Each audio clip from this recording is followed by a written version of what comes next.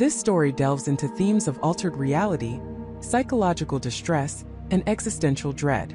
Listener discretion is advised. Imagine waking up one morning, the familiar weight of your blanket, the comforting scent of your pillow, the soft glow of dawn filtering through your window.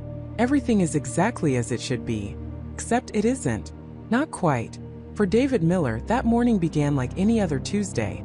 The digital clock on his nightstand glowed 6:17 a.m. The faint, rhythmic hum of the refrigerator drifted from the kitchen.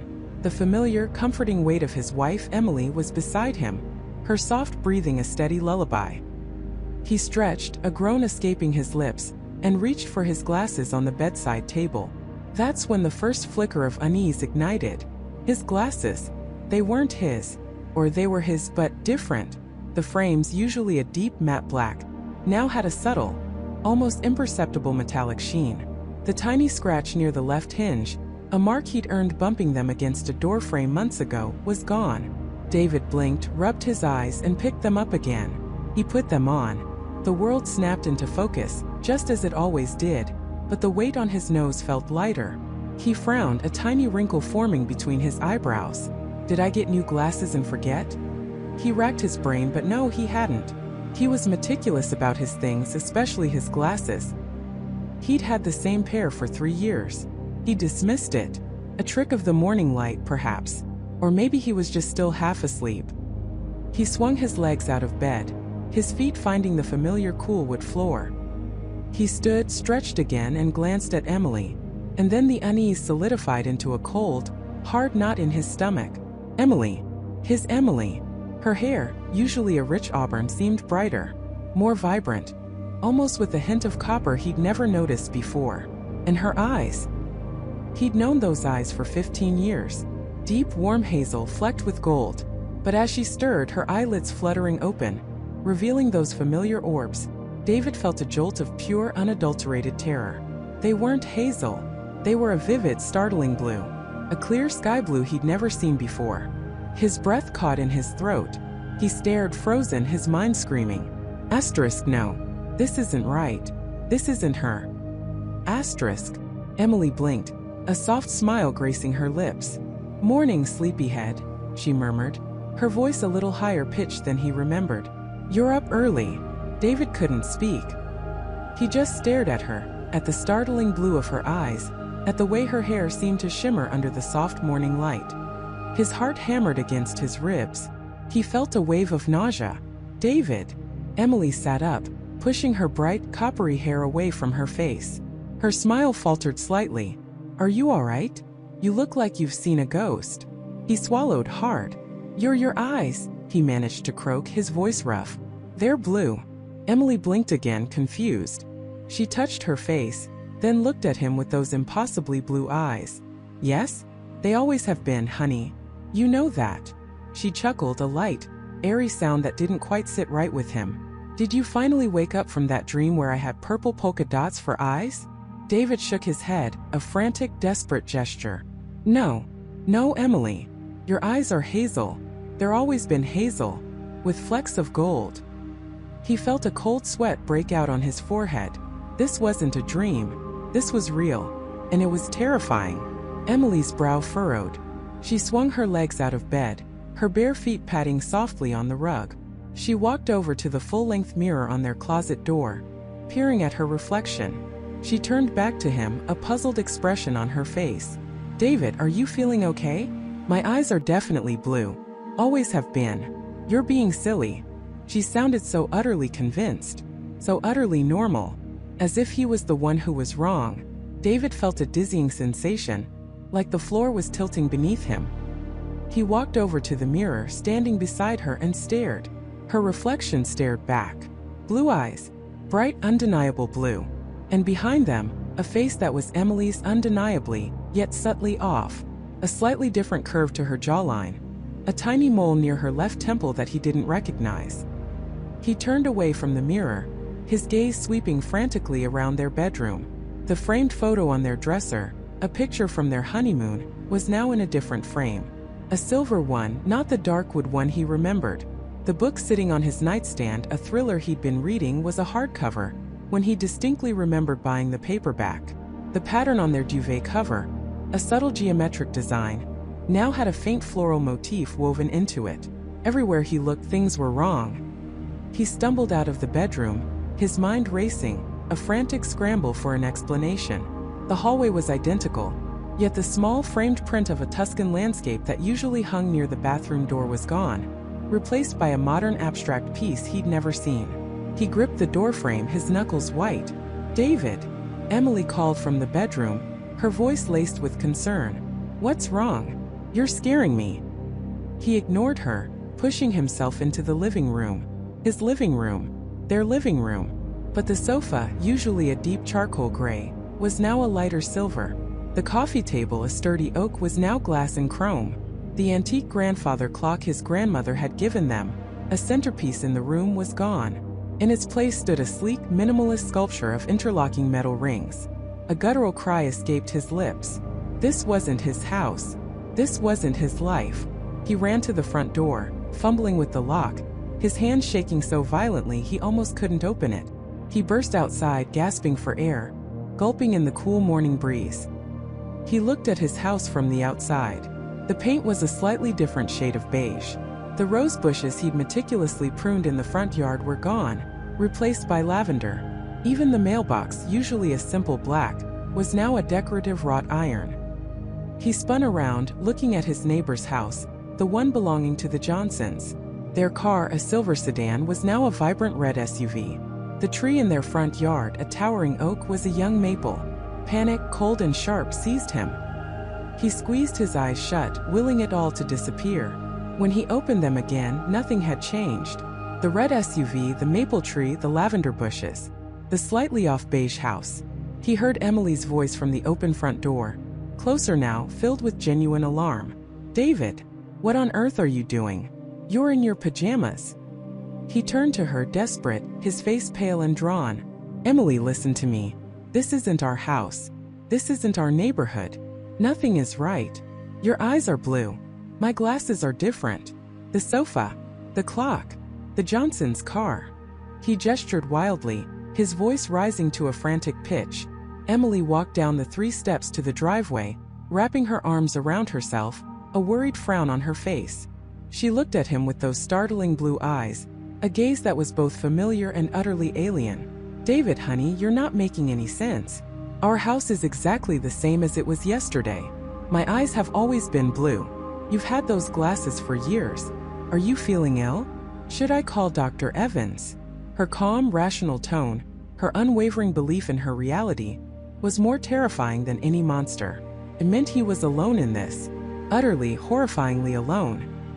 He backed away from her, shaking his head. No, I'm not ill. I'm not crazy." His voice cracked on the last word. He felt tears welling up, tears of frustration, fear, and a profound, bone-deep sense of disorientation.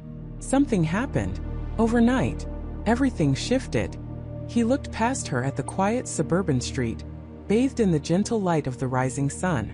It was a street he knew, a street he'd lived on for years. But it wasn't. The streetlights were a different design. The power lines seemed to hum with a slightly different frequency.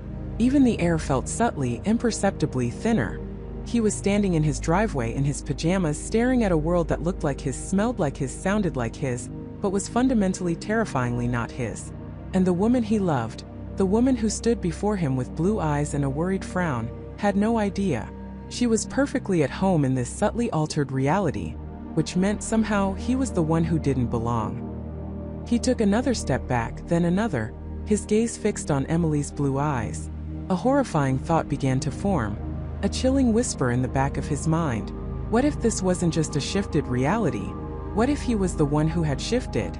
What if somehow during the night David Miller had slipped from his universe into another, leaving everything and everyone he knew behind, and landing squarely in a world that was almost identical, but just different enough to drive him completely insane? And if so, what had happened to the David Miller who belonged in this world? Had he vanished?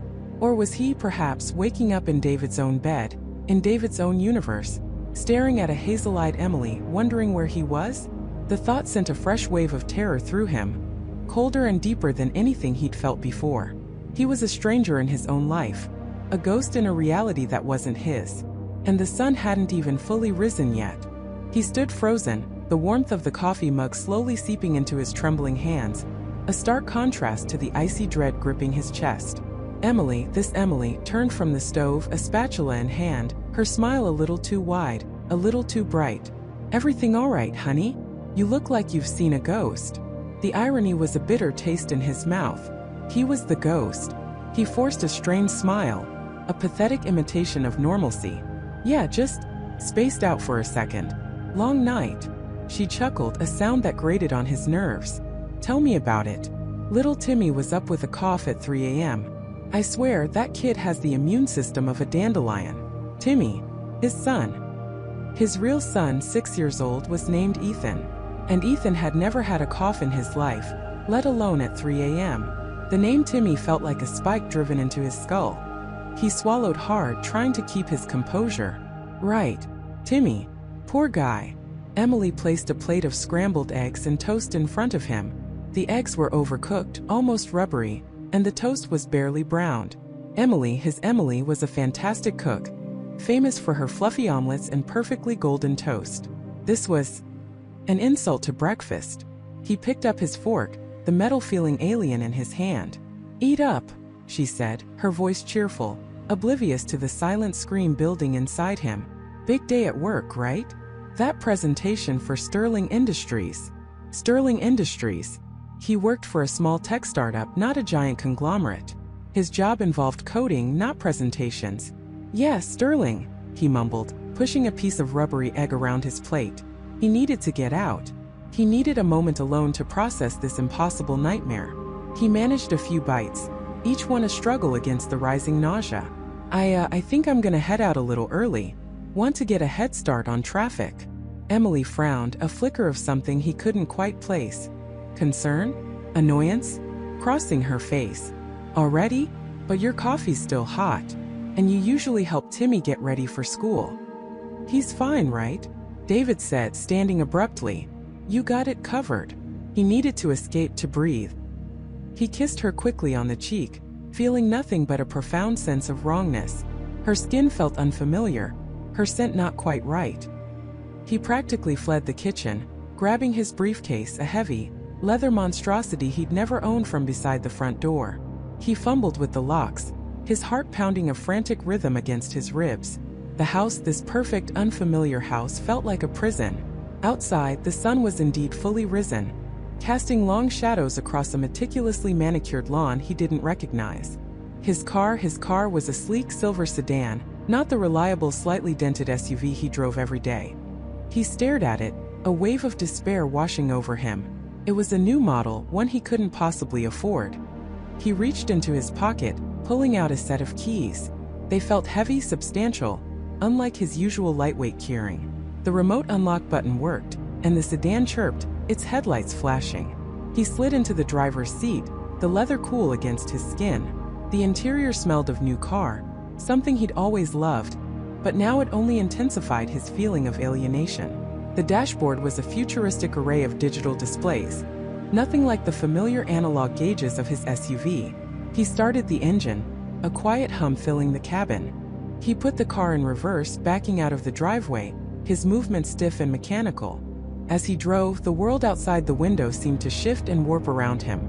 The tree-lined street was familiar in its general layout, but the houses were different. A quaint bakery he passed every morning was now a brightly lit gym. The old oak tree at the corner, where he'd carved his initials with Emily on their first date, was gone, replaced by a garish billboard advertising a local politician he'd never heard of. It felt like watching a movie where the set had been subtly altered between takes, but he was the only one who noticed. His phone, resting in the console, lit up with a notification. He picked it up, a sense of morbid curiosity overriding his fear. It wasn't his phone. This was a newer model, a different operating system, a different wallpaper. A picture of Emily and Timmy, smiling broadly at a theme park he didn't recognize. He scrolled through the contacts. His parents were there, but their numbers were unfamiliar. His friends Michael and Sarah were missing. In their place were names he'd never seen before. Mark from marketing, Jessica Sterling ACS. He gripped the steering wheel, knuckles white. This wasn't a dream. This wasn't a breakdown. This was Something else entirely. Parallel universe. The words, whispered internally, tasted like ash. It was a concept he'd only ever considered in science fiction novels, never as a terrifying, undeniable reality. He tried to focus on driving to navigate to what he thought was his office building.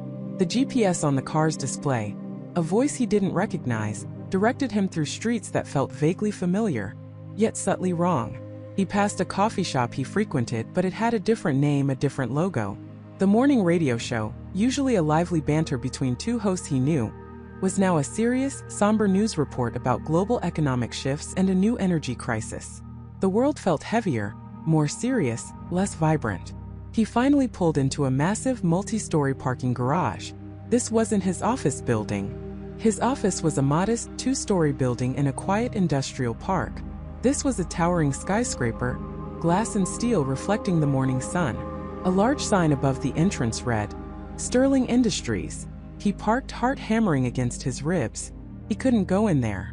He couldn't. But what else could he do? Go home to an Emily who wasn't his Emily, to a son who wasn't his son, in a house that wasn't his house? He had to find answers. He had to understand. He took a deep breath, trying to calm the frantic thrumming in his veins. He stepped out of the car, the cold air doing little to steady him. He walked towards the entrance, the imposing structure looming over him. Inside, the lobby was a bustling hive of activity. People in business suits, carrying briefcases, hurried past him, their faces a blur of focused determination.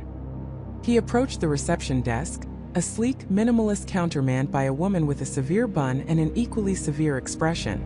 "Excuse me," he began, his voice a little shaky. "I'm David Miller. I work here." The woman barely looked up from her computer. "Swipe your ID, Mr. Miller. Elevators are to your left." ID. He didn't have an ID for Sterling Industries. He fumbled in his wallet, pulling out his driver's license. It was his face, but the address was the house he'd woken up in, and the occupation listed was Senior Account Manager. His real license said Software Engineer. He felt a cold sweat break out on his forehead. I seem to have forgotten my ID today." The woman finally looked at him, her eyes narrowed. "Forgot your ID? On the day of the Sterling Industries presentation? You're due in conference room B in 10 minutes, Mr. Miller. Don't tell me you're not prepared." Her tone was sharp, laced with suspicion. "No, I'm prepared," he blurted out, a desperate lie. "Just a little flustered. Had a rough morning." She sighed, pressing a button on her desk. A temporary badge materialized from a slot below the counter. "Here, don't make a habit of it. And try to look less like you've seen a ghost. Mr. Henderson doesn't appreciate a lack of professionalism." He snatched the badge, his fingers trembling, and clipped it to his shirt. The name on the badge read, David Miller, Senior Account Manager. He hurried towards the elevators, his mind racing. Mr. Henderson? He didn't know a Mr. Henderson. He didn't know anything about Sterling Industries or a presentation. He stepped into an elevator, pressing the button for the 27th floor, the one the temporary badge indicated. The doors slid shut, and the elevator began its ascent, a silent, swift journey into the heart of his new, terrifying reality. He was trapped utterly and completely in a life that wasn't his. As the elevator doors opened on the 27th floor, he stepped out into a sleek, modern office space. Cubicles stretched out in neat rows, interspersed with glass-walled meeting rooms. People were typing, talking on phones, moving with a purposeful energy he didn't recognize. He walked slowly, his eyes scanning the faces, searching for something, anything familiar. Then he saw it. A framed photo on a desk. It was a picture of a man and a woman smiling. The woman was Emily. The man was him. But he looked different. His hair was styled differently. He wore glasses he didn't own, and there was a confidence in his posture, a slight smirk on his face that wasn't him. It was a stranger inhabiting his body, his life, in this twisted universe. He felt a chill colder than any morning air. He wasn't just a ghost in a reality that wasn't his. He was an imposter, wearing another man's face, living another man's life. The man in the picture, that David Miller, was the true inhabitant of this world. A woman with bright red hair and a headset walked past, glancing at the photo. "Good morning, David. Ready to wow them with that sterling presentation?"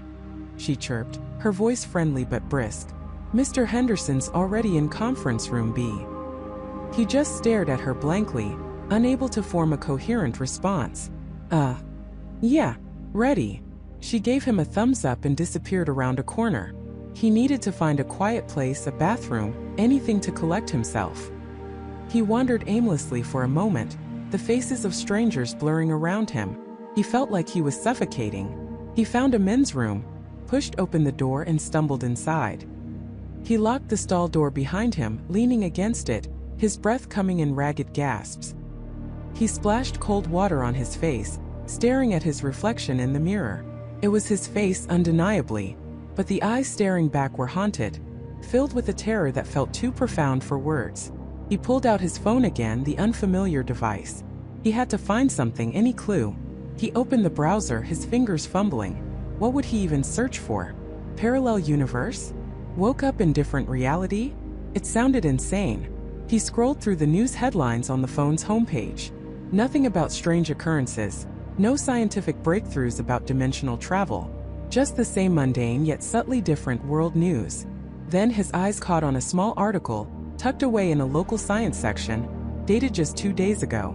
The headline read, "Local physicist Dr. Eris Thorne dismisses interdimensional travel rumors after lab anomaly." Dr. Eris Thorne. The name snagged something in his memory. He'd read about a French physicist years ago, a brilliant but eccentric man who believed in theoretical physics beyond mainstream acceptance. He'd vaguely recalled a local news blurb about Thorne's lab being shut down for some kind of safety violation or unusual energy readings. But that was years ago, and it seemed like a distant memory now. A lab anomaly. Interdimensional travel rumors. Could it be connected? Was this Dr. Thorne somehow responsible for his predicament? It was a long shot, a desperate grasp at a straw in an ocean of confusion, but it was the only lead he had. He had to find Dr. Eris Thorne. He had to. His entire existence, his very sanity depended on it. He would find this Dr. Thorne, and he would make him explain what had happened. He would find a way back to his real life, to his real Emily and his real son, Ethan. This was a nightmare and he would wake up. He had to wake up. He just had to find the man who held the key. He ripped the 4 from his arm, the sudden sting a welcome jolt of pain that grounded him in a reality he refused to accept. The nurses rushed in, their voices a blur of concern and medical jargon, but Michael was deaf to it all. He was a man possessed, driven by a singular burning purpose. He had to find him, the man in the alley, the one whose face was seared into his memory, the architect of this living nightmare. It took hours, a grueling battle of wills against doctors who spoke of psychiatric evaluations and sedatives. Michael, however, was cunning. He feigned compliance, nodding at their reassurances, mimicking the appropriate responses of a man slowly coming to terms with a traumatic event. He spoke of hazy memories, of a feeling of dislocation that was finally fading. He even managed a watery smile when the nurse mentioned his wife, Emily, and their son, Ethan, forcing himself to internalize the disgust, to push it down beneath a veneer of fragile acceptance. He needed to be free. He needed to be out of this sterile prison, where every kind word felt like a lie, every touch a violation of his true self. Finally, they relented. With strict instructions for follow-up appointments and a prescription for mild tranquilizers he had no intention of taking, Michael was discharged. The hospital gown was replaced by the clothes he'd been wearing, clothes that felt alien. A shirt that wasn't quite his shirt, jeans that didn't fit his frame the same way. He didn't even recognize the wallet they handed back to him. The driver's license inside bore his face, his name, but the address was foreign, the signature subtly wrong. And the picture of Emily and Ethan, it was them, yet not them.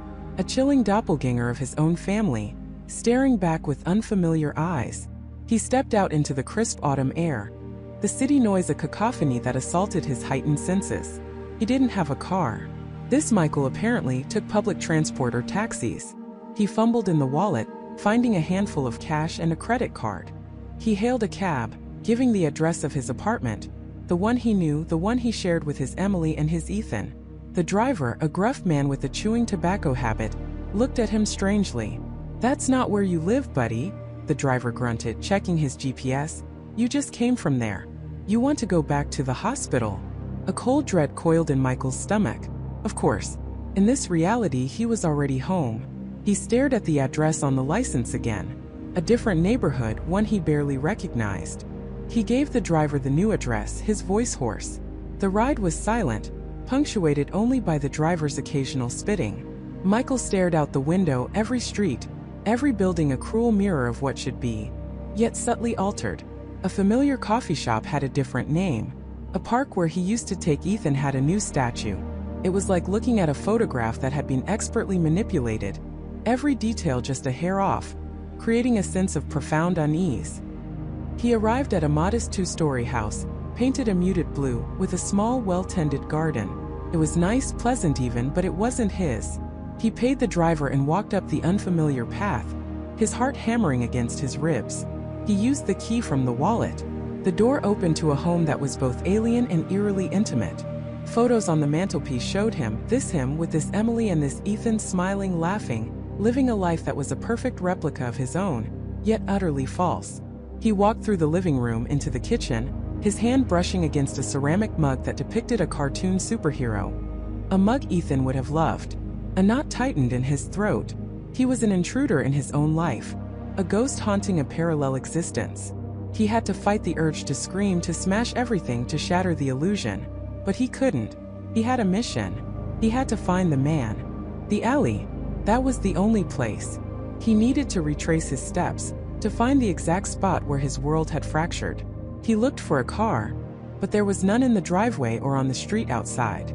He found a set of car keys on a hook by the door, attached to a cheap plastic keyring. He walked outside, pressing the unlock button.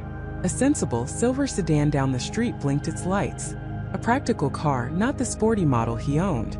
This Michael was clearly more pragmatic. He got in, his hands gripping the steering wheel, the leather a different texture, the dashboard layout unfamiliar.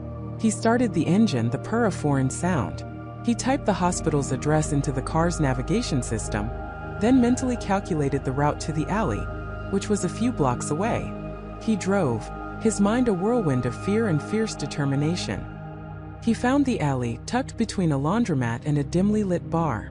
It looked exactly as he remembered it, dark, narrow, smelling faintly of stale beer and damp concrete. He parked the car a block away and walked back, his eyes scanning every brick, every dumpster, every shadow. There was nothing. No discarded item, no strange mark on the wall, no lingering scent of ozone or anything unusual. It was just an ordinary alley, as if the profound shift that had occurred here had left no trace. Frustration surged through him, hot and bitter. He leaned against the rough brick wall, his head bowed. He was wasting time. He needed to think. What would he do if he were a detective? He'd look for cameras. He looked up. On the corner of the laundromat, high above, was a security camera, its dark eye pointed directly at the alley's entrance. A flicker of hope ignited within him. That was it. That had to be it. If anyone had seen anything, if there was any record of the man, it would be there. He walked into the laundromat, the warm, soapy air a stark contrast to the cold outside. A young woman was folding clothes, humming softly. Michael approached her, trying to keep his voice calm, even. "Excuse me," he began. I think I lost something important last night, right outside in the alley. I was wondering if you might have any security footage from around, say between midnight and 1 a.m. The woman looked up, her expression wary. "Lost something?" she repeated, her eyes narrowing. "What kind of something?" "Something very personal," Michael insisted, forcing a smile. "And I think someone might have picked it up. If I could just see the footage, I might be able to identify them." She crossed her arms. "Sorry, mister. We don't just hand out security footage. That's for the police." His heart sank. Of course, this was always how it worked. "Please," he urged, his voice cracking slightly. It's really important. It could help me remember something vital." He tried to conjure an image of disorientation, of a man struggling with memory loss. She hesitated, then shrugged. "Look, I can't. My boss would kill me. You gotta call the police. Or come back when the manager's here, maybe he can help. But he won't be until Tuesday." Tuesday? That was 3 days away. 3 agonizing days in this false reality, while the man who held the key to his life walked free. He thanked her, his voice hollow, and stepped back out into the cold. He couldn't wait. He just couldn't. He had to find another way.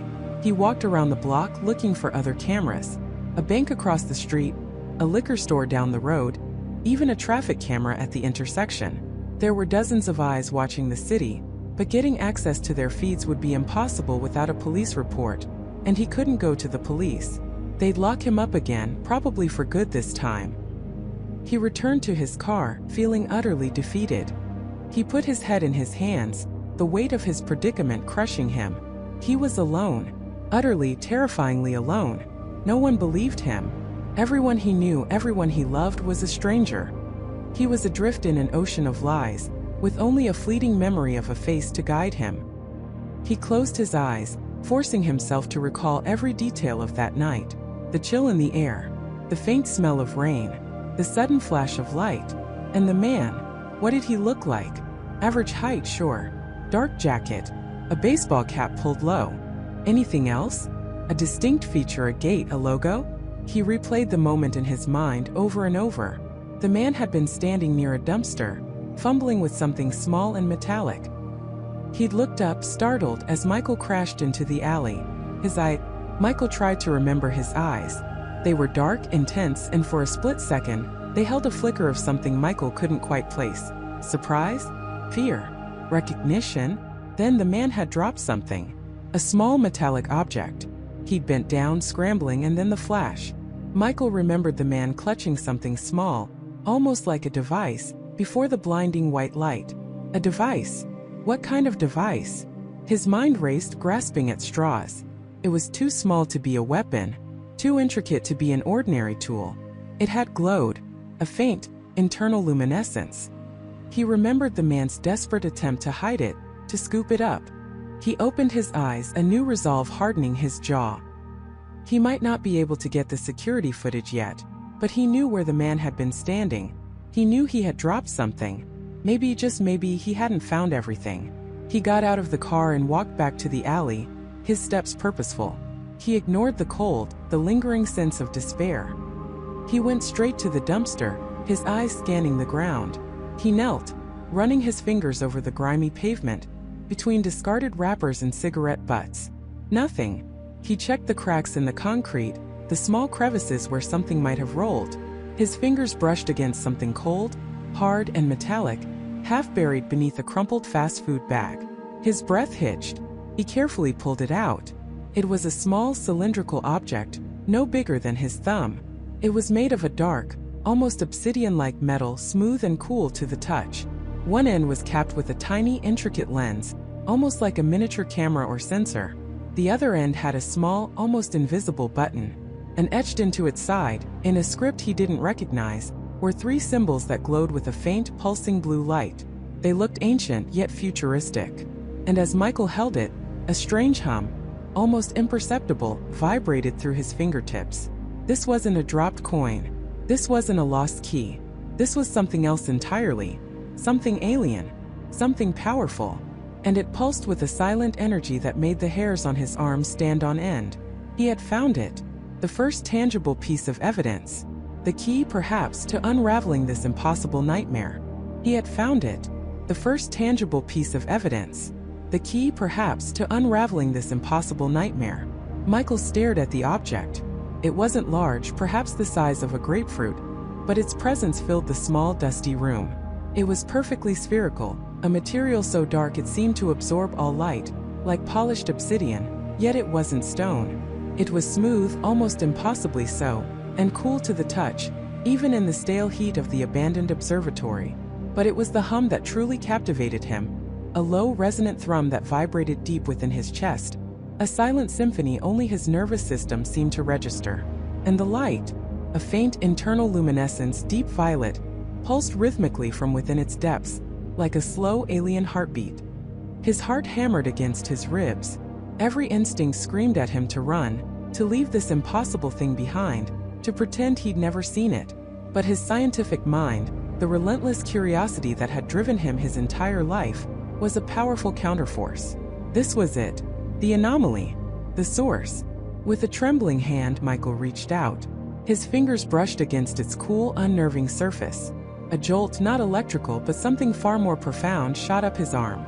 It felt like a sudden, dizzying drop, a momentary disconnect from his own body, followed by a rush of sensations that weren't his own. He caught a fleeting glimpse of a different sky, a strange metallic tang on his tongue, the phantom echo of a voice that was both familiar and utterly alien. Then just as quickly, it vanished, leaving him gasping, clutching the sphere as if it were a lifeline. It was heavier than it looked, dense and substantial. He lifted it, cradling it in both hands. The humming intensified, a gentle vibration that seemed to synchronize with his own pulse. Felt alive. He slowly made his way out of the observatory, the sphere held tight against his chest, a secret burden that felt both terrifying and exhilarating. He didn't know what it was, but he knew with a chilling certainty that it was connected to everything. To the shifting realities, to the other Michael, to the impossible world bleeding into his own. Back in his car, he wrapped the sphere in a thick blanket he kept for emergencies, trying to muffle its silent hum, to hide its faint, pulsing light. He drove home in a daze, every shadow seeming to lengthen, every familiar street corner twisting into something subtly wrong. He felt a heightened awareness, a sense that the veil between worlds had thinned even further. Once inside his house, the familiar comfort of his home felt like a fragile illusion. He locked the doors, drew the blinds, and carried the blanket-wrapped sphere to his study. He laid it carefully on his desk, pulling off the blanket. The violet light pulsed, casting an eerie glow on the stacks of research papers and half-finished schematics. He spent hours examining it. He tried every tool he had. A powerful magnet had no effect. A light shone directly on it seemed to be absorbed, not reflected. His small, handheld spectrometer registered no known elements. It was a perfect anomaly, defying all conventional physics he understood. The surface was seamless, no joins, no imperfections. It was as if it had been forged from a single impossible atom. As he worked, a strange sense of disorientation began to creep in. The edges of his vision seemed to blur, and he found himself staring at the wall, convinced for a moment that the paint was a different shade, the texture subtly altered. He shook his head, blaming fatigue, but the feeling persisted, a growing unease. He remembered the journal, the other Michael's journal. He scrambled through his desk, pulling out the worn leather-bound book. He flipped through the pages frantically, his eyes scanning for any mention of an object like this. He found it, tucked away in a later entry, scribbled with a frantic hand.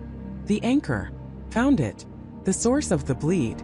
It stabilizes the connection, makes the shifts clearer, stronger. But it's dangerous. Pulls on you, pulls on everything. It's a key, but to what? A doorway or a cage? Michael's blood ran cold. The anchor. This was it. The journal had described it perfectly. It wasn't just a passive observer. It was an active participant, a catalyst. And the other Michael had warned it was dangerous. He looked at the sphere, its violet pulse now seeming more insistent, more demanding. He felt a growing pull, a strange magnetic attraction to it. He reached out again, hesitant at first, then firm. As his fingers closed around its cool, smooth surface, the world around him shifted. It wasn't a flicker this time. It was a slow, deliberate fade. The familiar warmth of his study receded, replaced by a colder, crisper air. The scent of old paper and dust vanished, replaced by something metallic and faintly chemical. The light from his desk lamp dimmed, and a harsher, bluer light filled the room. His eyes struggled to adjust, and then he saw it. His study, but not his study. The walls were a stark, pale gray, not the comforting cream he knew. The sturdy wooden desk was gone, replaced by a sleek metallic console covered in glowing buttons and unfamiliar screens. His comfortable armchair was a minimalist synthetic seat. Even the air felt different, thinner, more sterile. He could hear a faint, high-pitched whine that seemed to emanate from the walls themselves. He was still standing in the same spot, holding the sphere, but everything else had changed. He felt a terrifying sense of being a ghost, an intruder in a place that was both his and utterly alien. He saw a framed photo on the metallic console, a picture of Jessica, but her hair was shorter, her smile more reserved. And beside it, a photo of him, but he looked older, his eyes hollow, a scar visible above his left eyebrow that he didn't possess. This was it, the parallel universe. He wasn't just seeing glimpses anymore, he was there. He felt a profound sense of temporal displacement, as if he existed in two places at once. The humming of the sphere in his hands was louder now, a resonant thrum that filled his entire being, anchoring him, yet simultaneously tearing him apart. Then a movement. A figure entered the room. It was him, the other Michael. He wore a dark, utilitarian jumpsuit, and his face was etched with a weariness Michael had only ever glimpsed in reflections. The other Michael moved with a practiced efficiency, his gaze fixed on one of the glowing screens, his brow furrowed in concentration. He didn't see Michael. He couldn't. Michael wanted to cry out, to demand answers, to ask what was happening. But no sound escaped his throat. He was an observer, a silent phantom. He watched as the other Michael reached for something on the console. A device that pulsed with a similar violet light to the sphere Michael held. The anchor. As the other Michael's fingers closed around his own anchor, Michael felt a powerful tug, a sickening lurch that threatened to rip him apart. The sterile, gray room blurred, twisting and distorting, the metallic scent replaced by the familiar dust and old paper of his own study. He gasped, dropping the sphere onto the desk with a heavy thud. He stumbled backward, collapsing into his armchair, his heart pounding like a drum against his ribs. He was back in his own reality. The sphere on his desk pulsed with a frantic, agitated light, as if mirroring his own terror. His hands were shaking violently. He could still feel the phantom chill of the other room, the metallic tang on his tongue. It wasn't just a vision anymore. He had been there. And the other Michael had an anchor too. What did that mean? Were there two anchors? Or was it the same one, somehow existing in both realities, acting as a bridge? A new chilling thought struck him. The other Michael had looked tired, worn. Was he also experiencing these shifts? Was he also fighting to understand what was happening? Or was he the one causing them? The journal had hinted at desperation, at a struggle for survival. He realized the sphere was not merely a passive conduit. It was a beacon, a key, and a source of immense power. And with that power came an even greater danger. Keeping it in his home felt like leaving a loaded gun on the kitchen table. But he couldn't get rid of it. It was his only lead, his only connection to the truth. Over the next few days, the shifts became more frequent, more vivid. He'd be making coffee, and for a split second, the kitchen would be bathed in the harsh blue light of the other reality. He'd be walking down the street, and the faces of strangers would momentarily twist into unfamiliar visages before snapping back. He was losing his grip. The lines between his world and the other were blurring, dissolving. He started noticing subtle changes in his own reality that made less sense. A book he'd left on his nightstand would be on the floor. His car keys would be in a different spot than he remembered. He'd find a faint metallic residue on his hands that wasn't there before. Was the other reality bleeding into his, or was he, through the sphere, unconsciously altering his own? Or worse, was the other Michael somehow reaching through? Sleep became a luxury he couldn't afford. Every shadow held a potential shift, every sound a possible intrusion. He felt a growing sense of paranoia, a chilling certainty that he was being watched, not just by the unseen forces of the parallel world, but by something more tangible, more immediate. He started seeing flashes of movement in his peripheral vision, figures that vanished when he turned his head. He was convinced someone or something was aware of his discovery, aware of the anchor. He had to find someone who could understand, someone who could help him unlock the secrets of this impossible object before it broke him completely, before it tore his world apart. The sphere on his desk pulsed, its violet light growing brighter, its silent hum now a palpable vibration in the very air of his study, as if beckoning something or someone closer. The sphere on his desk pulsed, its violet light growing brighter, its silent hum now a palpable vibration in the very air of his study, as if beckoning something or someone closer. The hum intensified, no longer a mere vibration but a resonant thrum that burrowed deep into Michael's chest, rattling his ribs, vibrating through his very bones. It wasn't just a sound, it was a physical force, a low growl that rose to a high-pitched whine making his teeth ache. The violet light, once a gentle glow, now flared with an almost aggressive intensity, painting the room in shifting shadows and spectral hues. It pulsed in a rhythm that felt eerily synchronized with his own frantic heartbeat, or perhaps, he realized with a chilling dread, it was dictating it. A distinct, undeniable pull began to exert itself on him. It wasn't just a mental fascination anymore. It was a physical tug, like an invisible tide dragging him relentlessly towards the source of the light. Michael dug his heels into the carpet, his knuckles white as he gripped the edge of his desk, fighting against the unseen current. His muscles screamed in protest, but the pull was relentless, insistent, threatening to unmoor him from his own reality. Then the room began to warp. The sturdy walls of his study, once so reassuringly solid, started to ripple, their painted surfaces shimmering like disturbed water.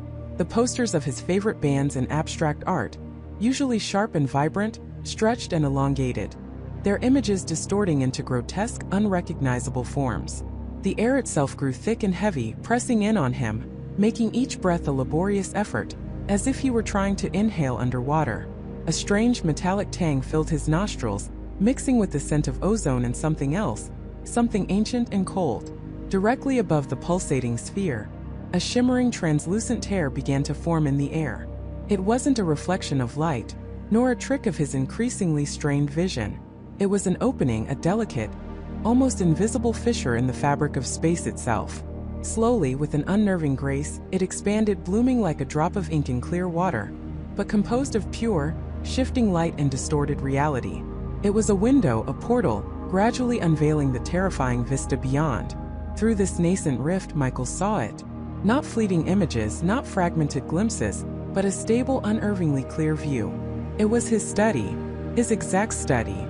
The same layout, the same custom-built bookshelves overflowing with his meticulously organized collection, the same worn leather armchair in the corner, the same antique globe beside it. But it was wrong. Horrifyingly, profoundly wrong. Everything was covered in a thick, uniform layer of fine gray dust, as if the room had been abandoned for decades, centuries even. The vibrant spines of his books were faded, their colors muted to dull, lifeless shades.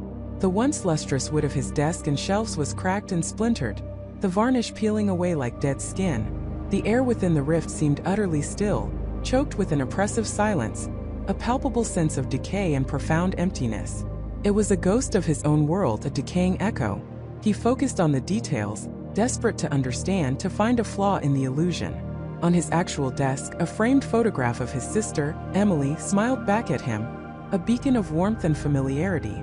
But in the parallel study, the photograph was gone. In its place sat a small, intricately carved wooden box, empty, its lid slightly ajar, revealing nothing but shadow within. The window in his real study looked out onto his vibrant, green backyard, where birds often flitted among the oak trees. The window in the parallel study, however, offered a desolate, gray landscape. No trees, no green, just skeletal barren structures that looked like the husks of forgotten buildings against a perpetually overcast sky. It was a world devoid of life, a universe that had simply given up. A faint, almost imperceptible movement within the parallel study caught his eye. A shadow, too fluid, too quick, detached itself from the wall near the armchair. It wasn't a solid form, but a ripple in the stale air, a fleeting distortion that vanished as quickly as it appeared. Then a whisper. It didn't register in his ears, but directly in his mind, like a thought that wasn't his own, a cold, dry rustle of forgotten leaves. It was a profound sense of presence, observing him from the other side, a silent ancient watcher. Michael's breath hitched in his throat, sweat beaded on his forehead, tracing cold paths down his temples. He wanted to scream, to break the connection, to tear his eyes away from the horrifying tableau, but he couldn't. His gaze was glued to the shimmering rift, his mind held captive by the desolate beauty of the parallel universe. A crushing wave of loneliness and dread emanated from that dying world, seeping into his very soul, making his own vibrant study feel suddenly fragile and vulnerable. The sphere's light intensified further, now almost blinding, its violet glow so potent it seemed to burn at the edges of his vision. The resonant thrum became an unbearable roar that vibrated through the very floorboards, up his legs into his chest, making his entire body a tuning fork for this alien frequency. A strange, agonizing pressure built in his head, as if his skull were expanding, threatening to split open.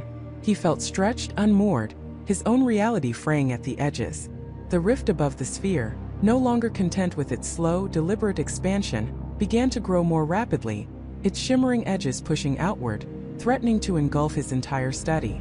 The desolate, gray landscape of the parallel world seemed to press in, the oppressive silence and decay threatening to spill through the tear in reality. And then, from within that gray stillness, a faint, claw-like shadow began to emerge from the rift. It wasn't quite solid, not fully formed, but undeniably there. A distorted, skeletal appendage reaching slowly, tentatively, towards him. It wasn't a hand, but something like a hand, ancient and starved. Michael let out a choked gasp, a primal sound of terror escaping his lips. He pushed back from the desk with all his remaining strength, stumbling backwards, almost falling over his chair. The sphere's violet light flared one last time, an angry, possessive burst of pure energy, and then the world went silent.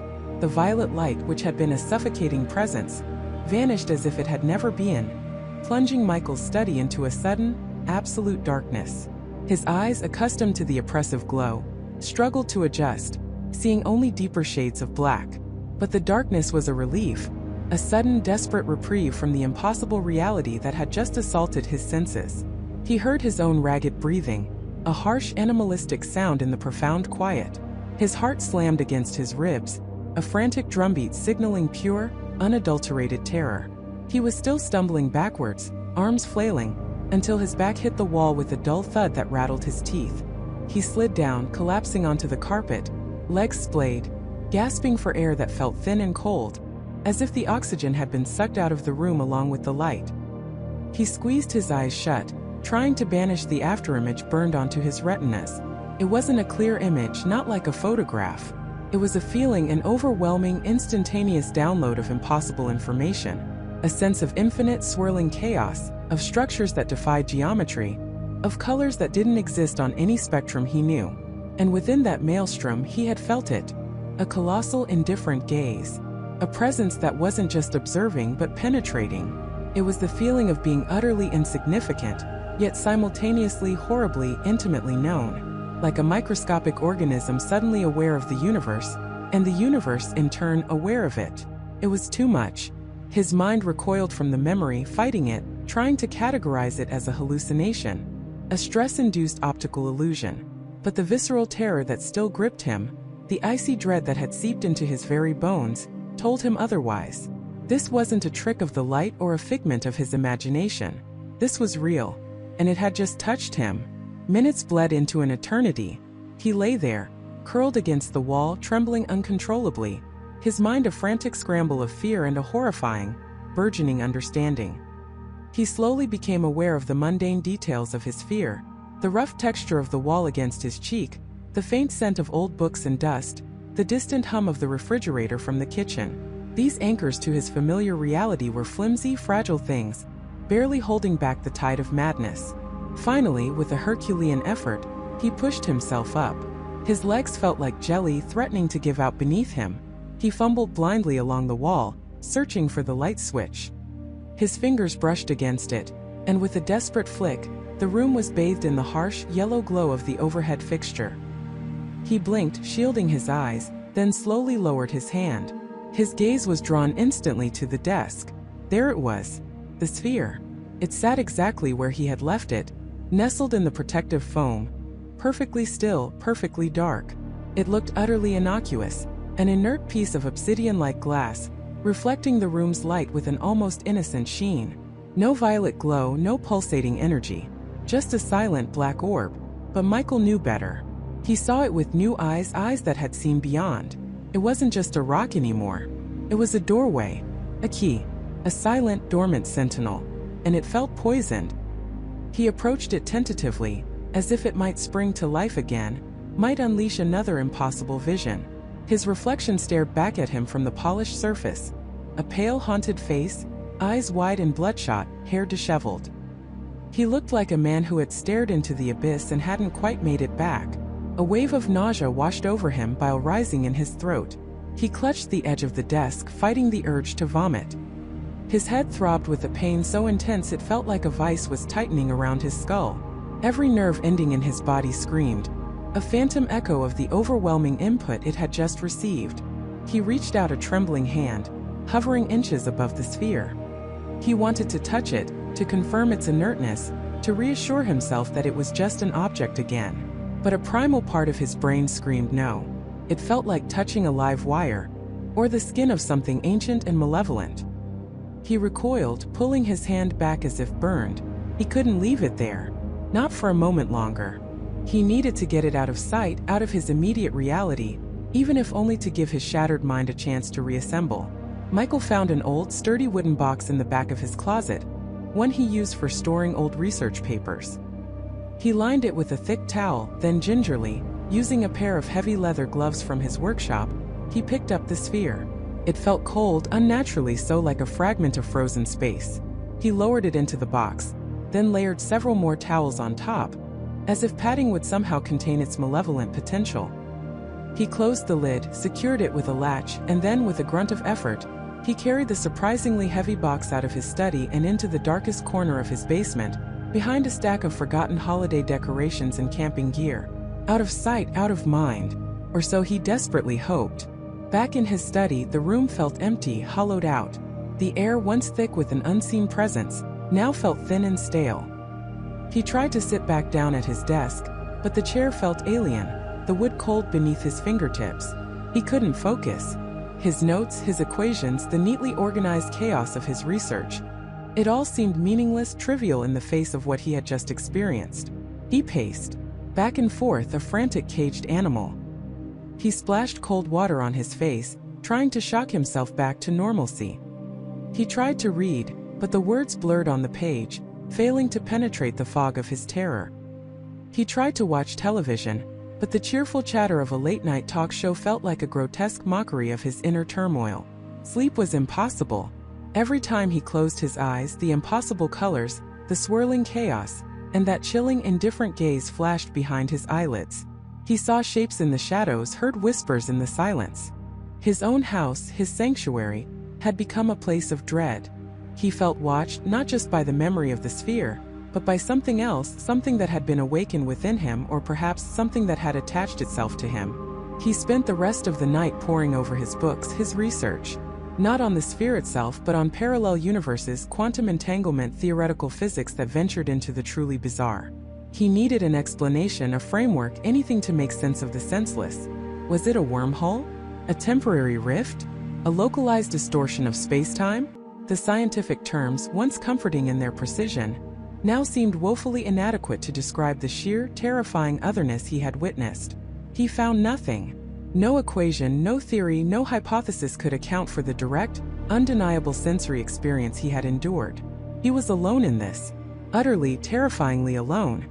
As dawn approached, painting the sky in soft hues of gray and rose, Michael felt a profound exhaustion settle over him, deeper than any fatigue he had ever known. It wasn't just physical. It was an exhaustion of the soul, a weariness born of confronting the absolute unknown. He dragged himself to bed, but sleep remained elusive, haunted by the specter of that violet light and the vast, impossible universe it had briefly unveiled. The next day the world felt different. Colors seemed muted, sounds a little too sharp, or sometimes strangely distant. The familiar faces of his neighbors, the mundane chatter of the coffee shop, the drone of traffic, it all seemed to exist behind a thin, invisible veil. He felt disconnected, as if a part of him was no longer entirely present in his own reality. He experienced strange sensations, phantom vibrations in his teeth, a faint, almost imperceptible ringing in his ears that came and went, and at the periphery of his vision, fleeting blurs, like shadows darting away when he tried to focus. He dismissed them as lingering effects of stress and sleep deprivation, but a cold dread told him otherwise. The sphere was hidden, but its presence was not gone. It had opened a door, not just in his study but in his mind. And now, even without the violet light, Michael felt irrevocably altered. The terror was still there, a constant hum beneath his consciousness, but it was slowly, insidiously, beginning to intertwine with something else. A desperate, unhinged curiosity. He had seen beyond the veil. He had touched the impossible. And despite the horrifying cost, a part of him, a dark, reckless part, yearned to understand what lay on the other side. The universe had just shown him a glimpse of its true, terrifying nature, and Michael, for all his fear, was now utterly consumed by the need to know more. He felt a profound sense of foreboding, a chilling certainty that the brief, violent opening of that door was not an end, but merely a beginning. A terrifying nature, and Michael, for all his fear, was now utterly consumed by the need to know more. He felt a profound sense of foreboding, a chilling certainty that the brief, violent opening of that door was not an end, but merely a beginning. He stood frozen for what felt like an eternity, the silence of his workshop now a suffocating weight. The air, though still, seemed to crackle with an unseen energy, a lingering echo of the impossible breach. His heart hammered against his ribs, a frantic drumbeat against the quiet horror that had just unfolded. He wanted to run, to smash the device into a million pieces, to pretend none of it had ever happened. But a stronger, more primal urge held him rooted. The insatiable curiosity that had driven him his entire life. He was an inventor, a seeker of truths hidden in the mechanisms of the universe, and he had just glimpsed a truth so monumental, so utterly mind-bending, that retreating was no longer an option. Slowly, carefully, as if approaching a wild, unpredictable beast, Michael edged back towards the workbench. The device sat innocently, its polished metal gleaming under the fluorescent lights, utterly devoid of any outward sign of the cosmic violence it had just unleashed. He reached out a trembling hand, hovering over its surface, half expecting a shock, a residual hum of power. There was nothing. It was cold, inert, just a collection of circuits and wires. Yet he knew it was a key that had, for a terrifying instant, unlocked a door to an entirely different reality. He meticulously examined the room where the phenomenon had occurred. The wall, the floor, the very air where the distortion had ripped open, everything appeared normal. Not a scorch mark, not a ripple in the fabric of his world. It was as if the event had been a phantom, a hallucination, except for the searing clarity of the memory burned into his mind. The other Michael, the flicker of recognition, the raw, unadulterated terror in both their eyes. For the next few days, Michael became a shadow in his own home. He barely ate, slept only in fitful, nightmare-ridden bursts. His workshop became his sanctuary and his prison. He pored over his notes, reviewed his calculations, searching for any anomaly, any misplaced decimal point that could explain away the impossible. There was nothing. The device, by all his established understanding, should not have worked. He should not have done that. He tried to reactivate it. Again and again, he followed his protocol, his fingers precise and steady despite the tremor in his soul. Each time the device hummed, glowed, and then nothing. No spatial distortion, no glimpse of another reality, just the familiar whirring of its internal mechanisms winding down. It was as if the fleeting connection had drained it, or perhaps more chillingly, it had been a one-time accidental alignment that he couldn't replicate. But the world was no longer the same for Michael. The brief glimpse had irrevocably altered his perception. He started seeing things. At first, they were subtle, almost imperceptible. A book on his shelf, its spine a familiar shade of blue, would momentarily flash green before settling back. The pattern on his kitchen counter would seem to shift, warp, and then snap back into place. A fleeting flicker in his peripheral vision, gone before he could fully register it, like a glitch in the matrix of his own reality. He began to question his sanity. Was the stress getting to him? Was the sheer impossibility of what he'd witnessed causing his mind to unravel? He tried to rationalize it, attributing the phenomena to fatigue, optical illusions, or an overactive imagination. But deep down, a cold, unwavering certainty told him otherwise. The veil was thinning. The barrier between his world and the other was no longer absolute. He tried to capture these fleeting anomalies. He set up cameras in his workshop, his living room, even his bedroom, hoping to record a single instance of the fabric of reality tearing. He reviewed hours of footage, his eyes aching, his nerves frayed. But the cameras, with their objective mechanical lenses, saw nothing. His blue book remained blue. His counter pattern remained static. The glitches were only for him, a private, terrifying madness. One evening, as he sat hunched over his workbench, lost in thought, a sudden sharp crackle filled the air. It wasn't from the device, which remained inert. It was as if the very atmosphere of the room had fractured. He looked up, his gaze sweeping frantically around. For a heart-stopping second, the entire wall opposite him shimmered, like heat haze rising from asphalt. But instead of blurring, it sharpened, revealing something else entirely. It was his workshop, yes, but subtly wrong. The workbench was slightly different, made of a darker wood. The tools hanging on the pegboard were unfamiliar, alien in design. And then he saw it. A figure hunched over that other workbench, its back to him. It was unmistakably the other Michael. He was working intently on something, his movements precise, almost agitated. Michael couldn't make out what he was doing, but the intensity of the other man's focus was palpable, even through the distorting shimmer. The vision lasted perhaps 3 seconds, a terrifyingly clear window into the parallel existence. Then, with another sharp crackle, it snapped back, his familiar workshop reappearing, solid and real, as if nothing had ever happened. Michael gasped. clutching the edge of his workbench, his knuckles white. This was different. This wasn't a device-induced portal. This was spontaneous. This was the other reality bleeding into his own, unbidden, uncontrolled. He realized with a jolt that the other Michael had been working on something important, and the way he had been hunched, the agitated precision of his movements, suggested urgency, perhaps even desperation. What was he building? Was it another device similar to Michael's own? Was he too trying to breach the barrier? The thought sent a fresh wave of dread through him. If both versions of Michael were trying to connect, what would happen when they finally succeeded? Driven by a desperate need for answers, Michael returned to the device. He knew he couldn't force a portal, but perhaps he could coax a connection.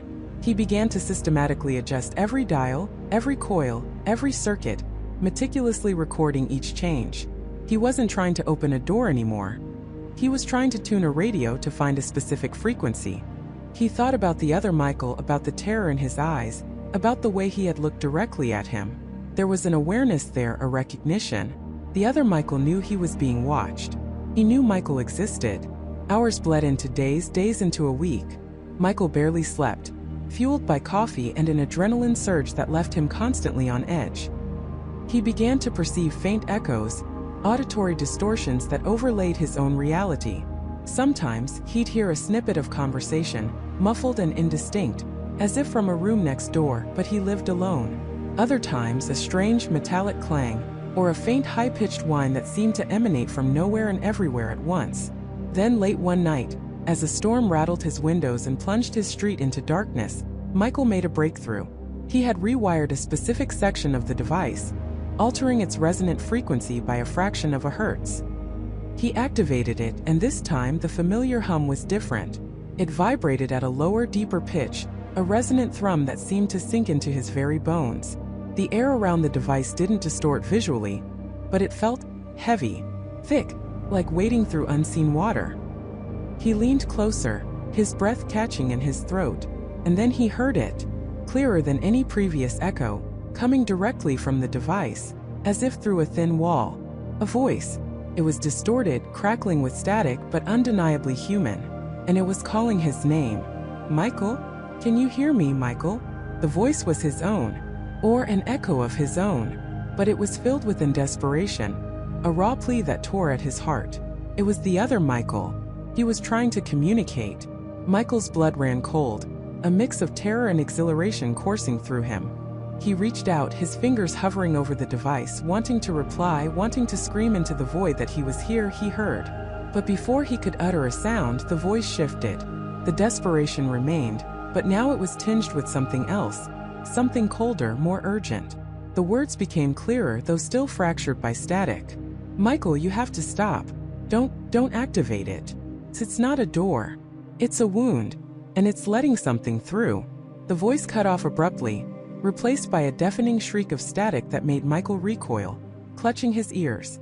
The device sputtered, its lights flickering wildly, then died, plunging the workshop into a sudden, oppressive silence, broken only by the relentless drumming of rain against the window. Michael stood there, trembling, the words echoing in his mind. Asterisk, it's not a door. It's a wound, and it's letting something through. Asterisk, it wasn't just a parallel universe on the other side. It was a threat. And the other Michael, his doppelganger, was trying to warn him. But what was it letting through?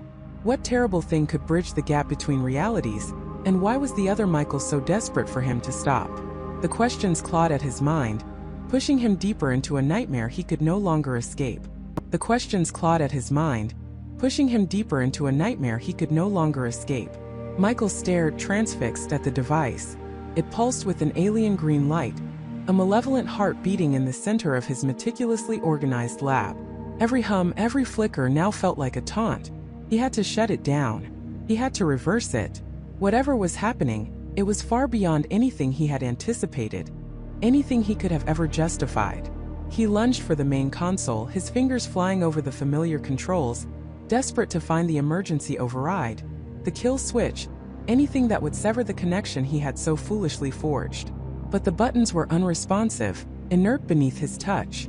The screen, usually a beacon of precise data, flickered wildly, displaying scrambled characters that coalesced into fleeting, horrifying images. Landscapes that defied geometry, skies the color of bruised flesh, figures that were almost human but twisted into grotesque parodies. Then, just as quickly, they dissolved into static. He slammed his palm against the emergency shutoff, a large red button designed for instant power cuts. Nothing. The button felt dead, cold, as if disconnected from all power. The device wasn't just a machine anymore. It felt alive, humming with a low, resonant frequency that vibrated through the floor and up into his bones. It was a sound that seemed to bypass his ears, settling directly into his skull. And within that hum, he could discern a new terrifying layer. A low guttural grinding like teeth on stone, or something vast and ancient shifting its weight. It wasn't emanating from the device itself, but seemed to be coming through it from somewhere beyond. His eyes darted to the polished surface of a nearby metal cabinet, catching his reflection. For a split second, his face was gaunt, his eyes sunken, a look of pure, unadulterated terror etched into features that were not quite his own. The angle of his jaw was wrong, the set of his mouth a grotesque rictus. Then, as quickly as it appeared, the distortion vanished, replaced by his own horrified, wide-eyed expression. He spun around, heart hammering against his ribs, convinced he wasn't alone. Nothing. Just his lab, bathed in the sickly green glow. But the air was colder now, perceptibly so, and the shadows seemed to deepen, clinging to corners with an unnatural weight. He forced himself to look back at the device. The fluctuations on the monitors were no longer erratic. They were a chaotic symphony of spikes and drops, pushing the needles far into the red. The green light pulsed faster, brighter, almost painfully so, making his eyes ache. Then he saw it. A ripple in the air, a distortion just beyond the device, like heat haze rising from asphalt but cold. It wasn't transparent. It absorbed light, creating a void in the air. It expanded slowly, twisting the light from the overhead lamps, making the posters on his wall seem to writhe, their images stretching and compressing. The very fabric of the room seemed to bend around it. He backed away, stumbling over a stool, sending it clattering to the floor. He needed to get out. He needed to run. But he couldn't. He had built this. He had opened the door. He had to stop it. He had to close it. His gaze fell upon a heavy monkey wrench lying on a workbench. With a desperate surge of adrenaline, he snatched it up, its cold steel a reassuring weight in his trembling hand. He would smash it. He would destroy the device piece by agonizing piece if that's what it took. He raised the wrench, aiming for the pulsing core. But as his arm arced downwards, a force unseen but palpable pushed back. The wrench vibrated violently in his hand, a painful tremor running up his arm. Then it flew from his grip, spinning through the air before clattering against the far wall. A low moan like wind howling through a desolate, forgotten landscape filled the room. It wasn't a sound his ears were meant to hear. It bypassed his auditory nerves, vibrating in his bones, chilling him to the marrow. The distortion grew, forming a vague, shifting outline just beyond the device. It wasn't solid, not liquid, not gas. It was null, a void that absorbed light, yet was somehow visible, a swirling vortex of anti-existence. And then through the shimmering, expanding void, he caught a glimpse.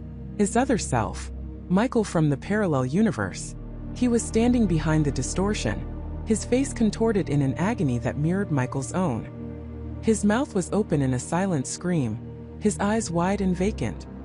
His hands were raised, reaching out not towards Michael, but towards the distortion itself, as if trying to push it back, to hold it at bay, to prevent its inexorable expansion. But he was failing. The distortion seemed to flow around him, consuming him, twisting his form into something elongated and grotesque. And in that brief, horrifying moment, the other Michael's eyes locked with his. A single desperate word, not spoken aloud, but implanted directly into Michael's mind with the force of a physical blow. It feeds. The vision shattered, dissolving into the swirling void, leaving Michael alone again with the growing, hungry presence. The words echoed in his mind. It feeds. He understood now. It wasn't a creature in the traditional sense, not a monster with teeth and claws. It was something far worse. Something that consumed, that replaced, that erased. A parasitic entity that used the gateway he had created to unravel his world, not with violence, but with insidious, creeping decay. He looked around his lab, the familiar equipment, the neatly stacked books, the intricate diagrams on the whiteboard. They all seemed subtly off. A book cover he remembered as a vibrant blue was now a dull, sickly teal. A complex circuit diagram had an extra, impossible line that snaked through the components, defying all logic. The entire room felt like a poorly rendered copy, a cheap imitation of itself. He reached out, his hand trembling, and touched the lab bench. The familiar smooth wood felt cold, slick, almost slimy, not like wood at all. He snatched his hand back, horrified, wiping it instinctively on his pants. The air itself felt different, heavy, metallic, yet strangely empty. He struggled to breathe, as if the oxygen was being siphoned away, leaving him gasping for something that wasn't there. He needed to warn someone. Anyone. His mind raced, desperate for a solution, a way to alert the authorities, his colleagues, anyone who might believe him. He fumbled for his phone in his pocket, but as he pulled it out, the screen was a kaleidoscope of static and impossible colors, a twisted mosaic of corrupted data. He threw it down in frustration, the plastic cracking against the concrete floor. The distortion from the device was no longer confined. It was spreading, a creeping shadow that glided across the floor, up the walls, consuming the last vestiges of light. It didn't just block light. It ate it, leaving behind an even deeper, more profound darkness. He held up his own hand, staring at it. For a terrifying moment, his fingers seemed to stretch, to elongate, becoming impossibly thin, then snapped back to normal. A trick of the light? A hallucination brought on by terror? Or was his own reality already compromised, already dissolving from within? He backed into a corner, pressing himself against the cold, concrete wall, his breath coming in ragged, desperate gasps. The low moan intensified, now accompanied by a faint, high-pitched whine that scraped against his sanity, threatening to tear it apart. Then the sounds abruptly ceased. The silence that followed was worse, a suffocating, unnatural silence that pressed in on him, heavier than any noise. The hum of the device was gone. The lights in the lab flickered one last time. A final gasp, then died, plunging the room into near-total darkness. The only illumination came from the eerie, self-luminous glow of the expanding distortion, which pulsed with its own sickly green light. In that oppressive darkness he heard a new sound. A wet, dragging sound, like something heavy being pulled across a sticky, viscous surface. It was coming from within the distortion, growing louder, closer. He pressed himself tighter against the wall, his eyes wide, straining to see through the gloom, to discern the shape of the horror that was emerging. A formless shape emerged from the glowing void. Not a distinct creature, but a shifting, amorphous mass, like solidified smoke, or a living shadow given substance. It flowed, it oozed, it stretched and contracted. It had no discernible features, no eyes, no limbs, no head, yet he felt its presence, its immense, undeniable hunger. It moved towards him, impossibly fast, yet agonizingly slow, a creeping tide of nullity. The air around it crackled with an unseen energy, and he felt a searing pain behind his eyes, a pressure building in his skull as if his brain was trying to explode. He tried to scream, to unleash the terror that was choking him, but no sound escaped his throat. His vocal cords felt paralyzed, frozen by an unknown force. The distortion reached the edge of the lab bench. The familiar sturdy wood beneath it instantly turned black, shriveling and crumbling to dust as if aged by millennia in a single horrifying second. He stared at the destruction, then back at the approaching mass. It wasn't just a creature.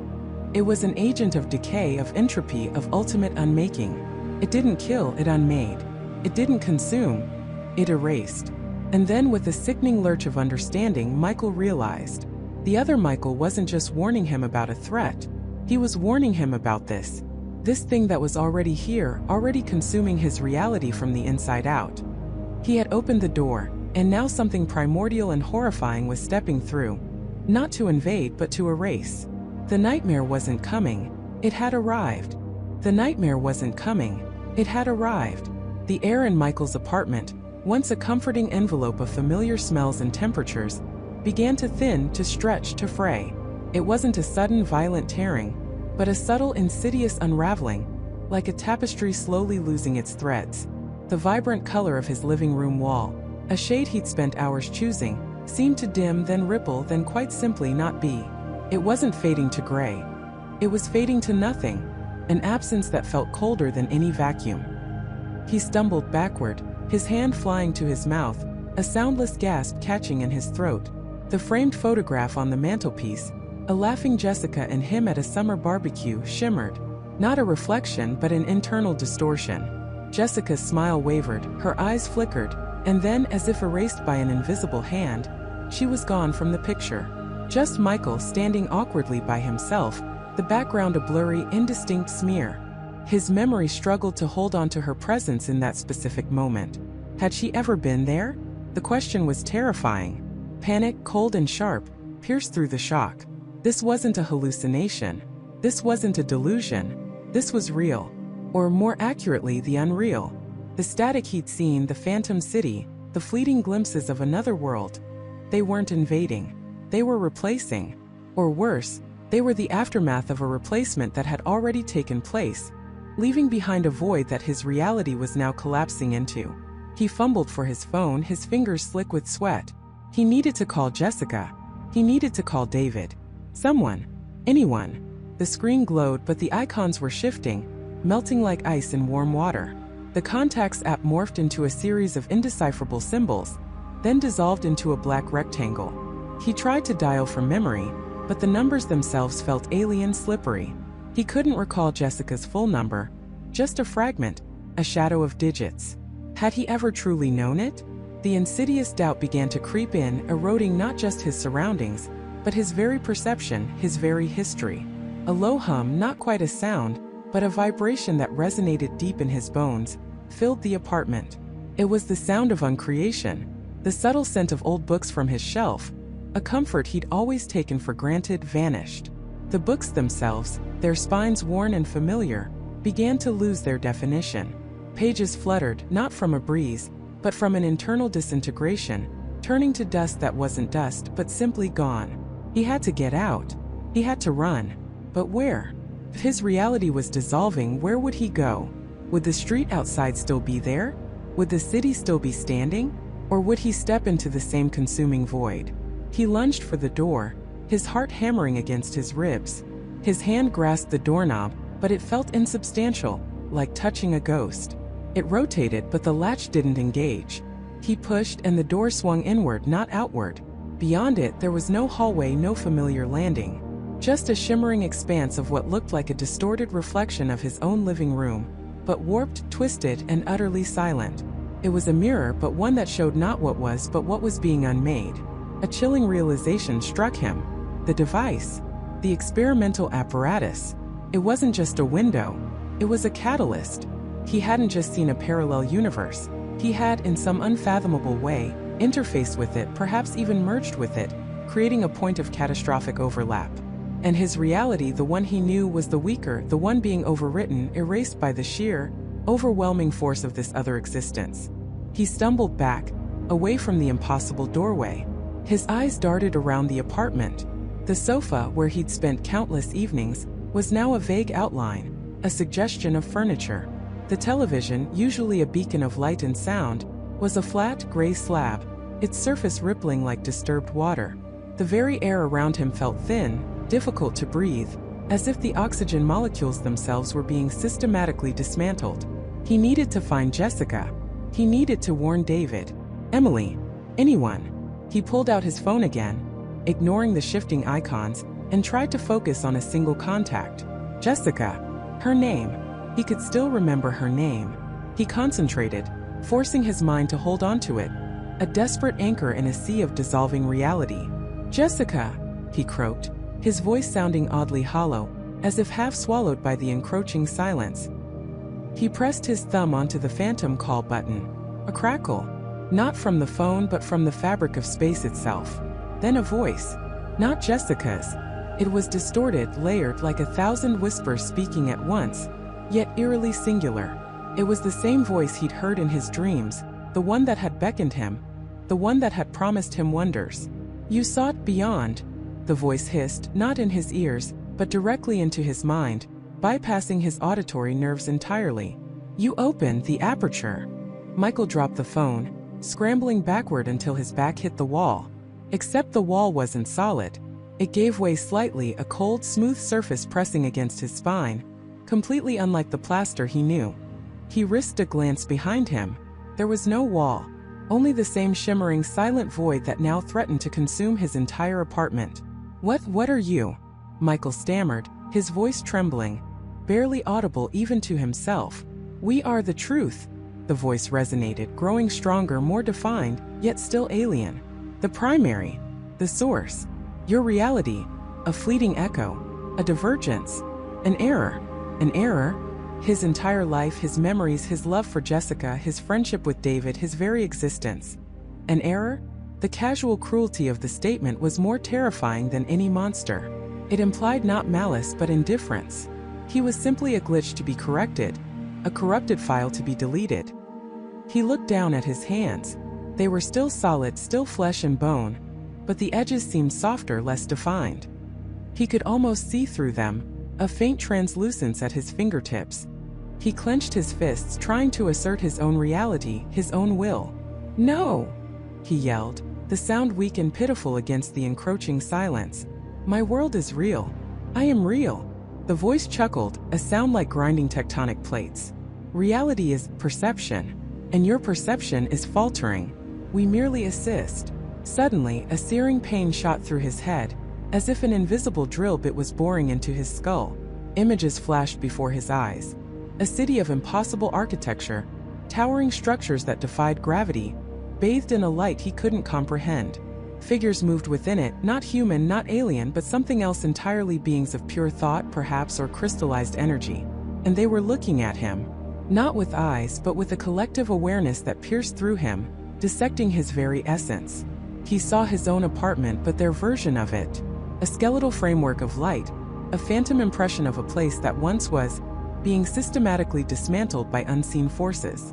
He saw Jessica, her face etched with a fear he'd never seen, her eyes wide as she looked at something he couldn't perceive, something that was clearly tearing her world apart.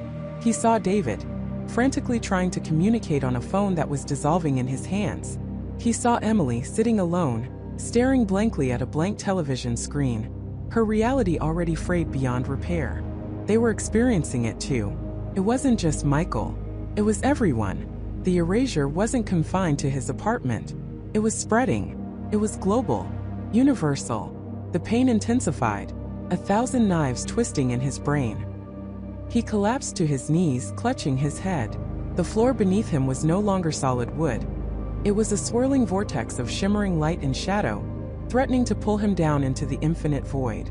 "What do you want?" Michael gasped, tears streaming down his face, not from the pain, but from the horrifying realization that his entire existence, and the existence of everyone he knew, was being systematically expunged. "Want?" The voice echoed, the amusement chilling. "We merely reclaim. The energies you harnessed, they were ours. The fabric you touched, it was ours. You merely opened the way for the inevitable." The device, his ambition, his quest for understanding. It hadn't been a breakthrough. It had been an act of cosmic vandalism. He hadn't discovered a parallel universe. He had inadvertently triggered its catastrophic collapse into his own, a black hole of existence consuming everything in its path. He looked up, his blurring vision catching a glimpse of something truly horrifying.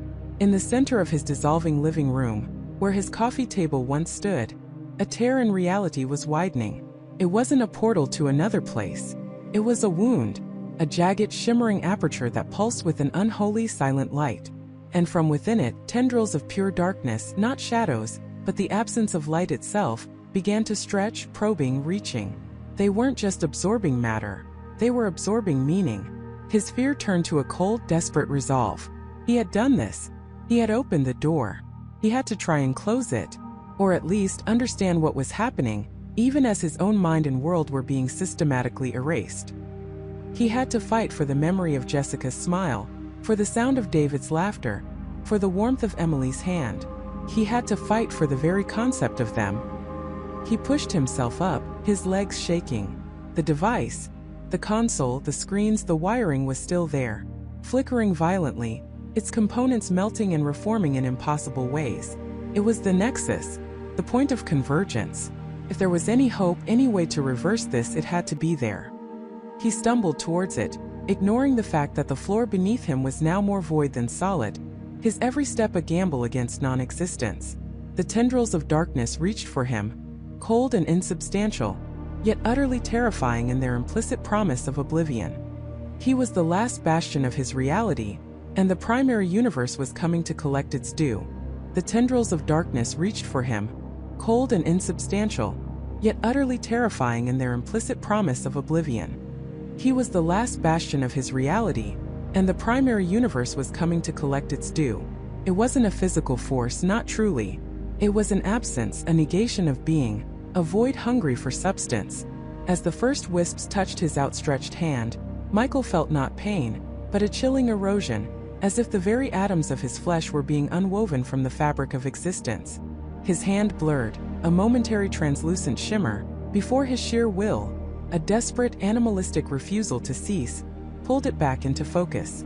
But the world around him was not so resilient. The sky, once a vibrant cerulean, now bled into a sickly gray at the edges, like a photograph fading under an unseen sun. Buildings on the horizon wavered, their solid forms rippling like reflections on disturbed water, then dissolving into motes of light that simply vanished. The ground beneath his feet pulsed, a low resonant hum vibrating through the soles of his shoes, a sound that resonated not in his ears, but in the deepest parts of his soul, a dirge for a dying world. He ran, though he knew there was no escape. He ran past phantom storefronts, past the ghosts of memories that flickered into existence only to be snuffed out. The faces of strangers once bustling with life were now mere blurs, their forms indistinct, their expressions lost to the encroaching shadows. He saw an old woman, perhaps a distant neighbor, sitting on a bench, her eyes wide and unfocused, her form already transparent at the edges. She wasn't fearful. She was simply fading, like a dream forgotten upon waking. Her reality was unraveling, and she was going with it, ignorant of the terror, or perhaps mercifully beyond feeling it. Michael screamed, a raw, guttural sound torn from his throat, not of fear for himself, but of a profound, overwhelming grief for everything that was being lost. Jessica, David, the laughter, the arguments, the quiet moments of shared understanding, the smell of rain on asphalt, the taste of his mother's apple pie, the warmth of his father's hand. All of it, everything that made up his world, his life, was being systematically dismantled, erased, as if it had never been. He stumbled, falling to his knees as the street cracked and buckled, not from an earthquake, but from the very ground giving way to nothingness. Below the asphalt, instead of earth and pipes, was an abyssal darkness, a true void that swallowed light and sound. He scrambled back, heart hammering against his ribs, a frantic drumbeat against oblivion. "No!" he roared, his voice hoarse. "You can't take it. You can't take us." He closed his eyes, forcing images into his mind, vivid and sharp. Jessica's infectious laugh, the way her eyes crinkled at the corners when she was genuinely amused. David's thoughtful frown as he pondered a complex problem, his quiet loyalty. He clung to these memories, these anchors, with every fiber of his being, trying to assert their reality against the crushing weight of non-existence. But even his memories were under attack. Jessica's face, once so clear, now had a blurry edge, a slight distortion around her smile. David's voice, once so resonant in his mind, now had an echo, a faint, almost imperceptible delay, as if it were being played from a distant, dying recording. They were not just fading from his world, they were fading from him. The very mental constructs of their existence, stored within his own consciousness, were being eroded by the primary universe's relentless consumption. Dr. Thorne's words echoed in his mind, clearer now, terrifyingly precise. Reintegration isn't just about merging, it's about the primary universe reclaiming its energy, its missing pieces. Your reality, Michael, will cease to have ever been. No trace, no memory, no ripple in the fabric of existence. The true horror wasn't just his own end, but the ultimate nullification. If he, the last conscious being of his reality, were to vanish, then who would remember Jessica? Who would remember David? Who would remember the countless moments, the small joys, the profound sorrows, the entire tapestry of a life lived? It would be as if they were never born, never loved, never were. An entire universe, a vast, intricate web of experience and consciousness, would be wiped clean, leaving no ghost, no echo, no whisper. This was not death. Death left a memory, a legacy, a void in the hearts of those left behind. This was unmaking. This was oblivion so profound it was retroactive, erasing even the possibility of remembrance. A surge of defiant fury, cold and pure, ignited within Michael. He might not be able to stop the inevitable, but he would not let them be forgotten. Not if he could help it. He would carry them with him even into the void if that was his only choice. He pushed himself up, his legs shaking, his vision blurring at the edges. The world was a kaleidoscope of dissolving forms, a symphony of vanishing sounds. The air grew thin, hard to breathe, as if the very oxygen molecules were fleeing the collapse. He remembered the words from the primary Michael, the man who had looked at him with such confusion, such utter lack of recognition. That Michael, in his own primary universe, had no memory of a Michael with a different path, a different life. If this Michael were to simply dissolve here, then the primary universe would remain unaware of his brief, anomalous existence. His unique experiences, his specific love for Jessica and David, his consciousness of this splintered reality, all would be lost forever. But what if he could force a memory? What if he could imprint his existence, his reality, onto the primary universe before he vanished? Not to survive perhaps, but to be remembered, to ensure that the love he felt, the lives they lived, were not utterly erased from the cosmic ledger. He thought of the quantum entanglement, the strange connection that had allowed him to perceive the primary universe in the first place. Dr. Thorne had spoken of the resonance frequency that maintained the separation, and the disruptive event that had caused his reality to splinter. Could he reverse it? Could he, in his final moments, create another disruptive event, not to split but to imprint? The idea was insane, born of desperation, but it was the only shard of hope he had. If he was going to be unmade, he would go out screaming, a cosmic echo that would ripple through the primary universe, a testament to what had been. He closed his eyes again, focusing not on escaping but on connecting. He reached out with his mind, not to the collapsing world around him, but to the faint, almost imperceptible hum of the primary universe, the one he had glimpsed through the cracks in his own reality. He sought the frequency, the resonance, the very signature of its existence. It was like trying to grasp smoke, like trying to hear a whisper across a hurricane. The darkness was closing in, consuming his feet, then his legs. He felt the cold, eroding sensation creeping up his torso, threatening to erase his heart, his lungs, his mind. Panic threatened to overwhelm him, but he fought it back with the sheer force of his will, fueled by the faces of Jessica and David, now fading almost entirely from his mental canvas. "No," he whispered, a prayer, a curse, a promise. "I won't let you forget them." He pushed, not with physical strength, but with pure, unadulterated consciousness. He imagined a bridge, a conduit, a single desperate thread connecting his dying spark to the vast, indifferent expanse of the primary universe. He poured every memory, every emotion, every unique experience of his life into that thread. The taste of his first ice cream cone, the sting of his first heartbreak, the warmth of his mother's embrace, the fierce loyalty of his friends. He compressed it all, distilled it into a single potent burst of data, a message encoded in the very fabric of his dissolving being. The tendrils surged, faster now, devouring his chest, his arms. His vision flickered, the world around him a maelstrom of vanishing light. He felt himself thinning, becoming insubstantial, the boundary between Michael and non-existence blurring. But he held on to that mental thread, that desperate connection, with the last vestiges of his fading consciousness. He was a dying star, collapsing in on itself, but in its final cataclysmic moment, it would unleash a burst of energy, a supernova of memory and defiance. He wasn't trying to survive. He was trying to leave a mark, to ensure that somewhere, somehow in the vast ocean of reality, there would be an echo, a faint, inexplicable resonance, of the man who saw a parallel universe, and the love he carried within it. The darkness consumed his throat, stealing his breath, then his eyes plunging him into a void devoid of light, sound, or sensation. He was no longer Michael, no longer a man. He was pure consciousness, a final desperate burst of defiance against the ultimate erasure. And then, just as the last spark of his being threatened to wink out, something shifted. A sensation, not of cold or absence, but of immense pressure. A sudden blinding flash that wasn't light but information. A deluge of foreign data, immense and overwhelming, rushed into his dissolving core, not consuming him but integrating with him, a collision of two realities, two sets of memories, two consciousnesses. It was not the oblivion he expected, but something far stranger, far more profound. Something that felt like a scream, a whisper, and a rebirth all at once. The scream was not of pain, but of a universe tearing and mending itself within the confines of a single mind. The whisper was the rustle of countless possibilities, of lives lived and unlived, choices made and unmade, all converging, coalescing, and then settling. The rebirth was not into a new body, but into a new self, a consciousness expanded beyond human comprehension, a tapestry woven from two distinct realities. Michael didn't die. He didn't cease to exist. Instead, he became more. It was like every memory he had ever possessed, every thought, every feeling, was suddenly filtered through a prism, refracting into a myriad of alternate versions.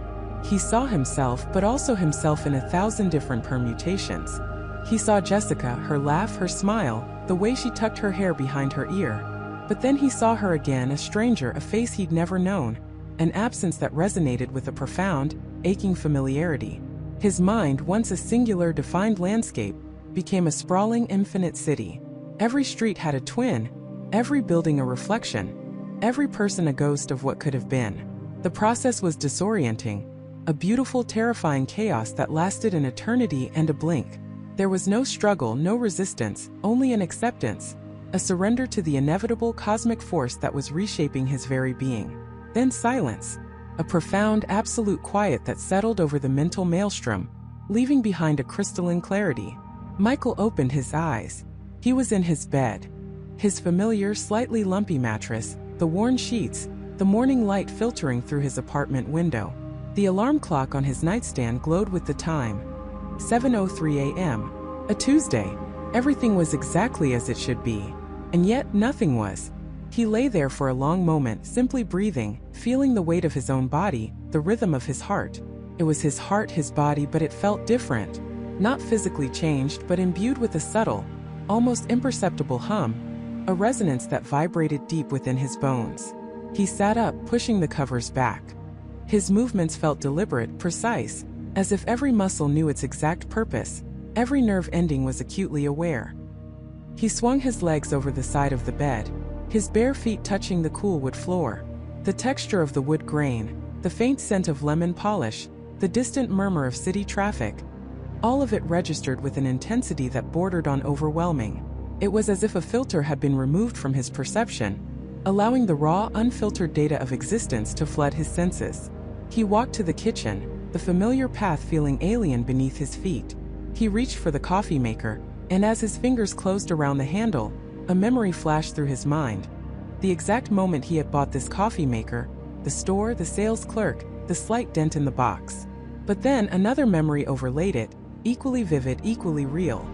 A different coffee maker, a sleek silver model purchased online from a different retailer, a gift from someone whose face he couldn't quite place, but whose presence felt deeply significant. He paused, his hand hovering. Both memories were undeniably his. Both experiences had happened to him. He brewed the coffee, the rich aroma filling the apartment. He poured it into his favorite mug, the one with the chipped rim, and another memory surfaced. A similar mug, but unbroken, given to him by a colleague he'd never met in this reality. The line between what was real and what was merely possible had blurred, then evaporated entirely. He sat at his small kitchen table, sipping the coffee. The taste was familiar, comforting, yet he felt a profound, almost terrifying sense of understanding wash over him. He was Michael, the Michael who lived in this apartment, who had that job, those friends, that life. But he was also the other Michael, the one who had made different choices, who had lived a subtly altered existence, who had loved and lost in ways this Michael never had. The two consciousnesses had not annihilated each other. They had integrated. They had fused. And in doing so, they had not only changed Michael, but they had subtly, irrevocably changed the reality around him. He looked around his apartment, scrutinizing every detail. The books on his shelf were subtly different. A copy of Moby Dick, he didn't recall owning, nestled between his usual sci-fi novels. A framed photograph on his desk, him and his sister Emily at a family picnic. But in this photo, Emily was wearing a different dress, and the background showed a tree he didn't recognize from their usual picnic spot. Small, innocuous details easily dismissed by anyone else, but to Michael they were screaming evidence. His reality had not just returned to normal, it had shifted. The integration of the two Michaels had created a ripple, a subtle merging of their respective universes. His world was now a hybrid, a tapestry woven from the threads of both possibilities. It was his familiar reality, but with echoes, imprints, and subtle alterations from the other. He stood up and walked to the window, looking out at the city below.